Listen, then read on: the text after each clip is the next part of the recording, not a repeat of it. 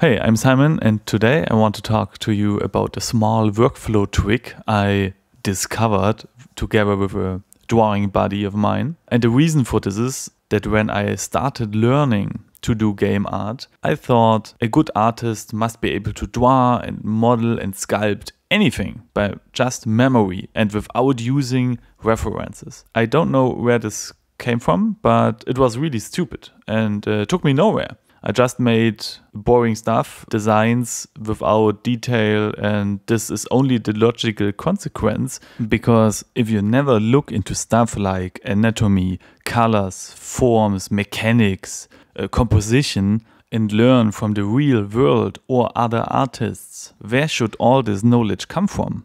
So it took me some time, but later I understood and changed my statement to always use references. This is always a good thing. You will learn something from it, whatever you do.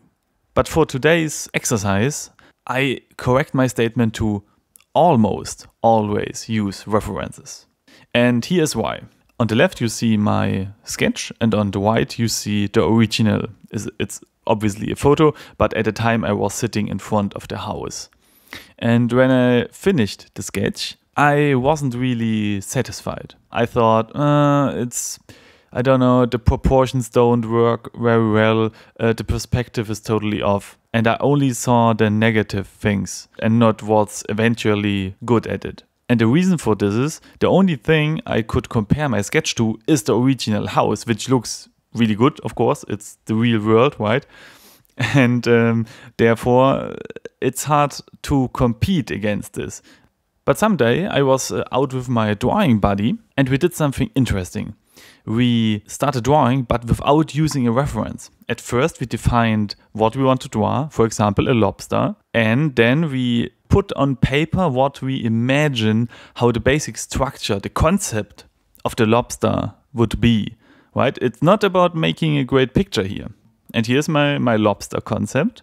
And as you see, it's not really pretty, but you see how I imagined the basic shapes and forms and proportions of the lobster. And after this, we looked up references on his phone and started sketching the lobster again, but this time by using references. And then we simultaneously compared the new lobster sketch to the old drawing. And what can I say? It's really eye-opening. And have a look how wrong I was. I imagined the body separated in equally sized pieces so that the lobster can move around. But this is really wrong. As you see, the main body part is one big shell and only the tail is flexible and divided in pieces. And look at the claws, for example. I imagined the inner and outer claw pretty equally in size. But it's totally not the way, and they are way longer than I thought. And look at the eyes. I imagined them sticking on antennas. I don't know why I thought this, but at the end it turned out they are, I don't know, sticked into the lobster. That's how I would describe it. And maybe you now think that must be depressing to see all these wrong things, but it's totally the opposite. Because now I have a base where I can compare my second sketch to the first sketch or the other way around.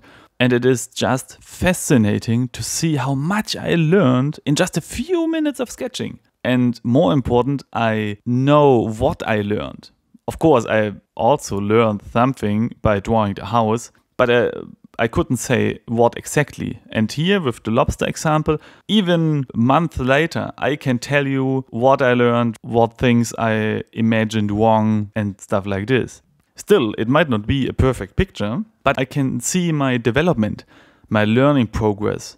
Yeah, that's already everything I want to tell you. In my experience, this workflow brought the whole learning process to a new level, at least to me. It creates more fun, it has a greater reward, and it let me feel a fascination for even little things like a hammer or a street lamp, or also for more complex stuff like the lobster or deers or cars, anything. It's really, really interesting. And now it's your turn. I would love to hear your opinion about my thoughts. And of course, if you try it out, then feel free to send me your sketches. And if you don't know, this video belongs to a blog where I write articles and also post the videos. And if you don't like the comment section in YouTube or on my blog, you can also write me an email or send me a Twitter message or whatever you want. Have a nice day.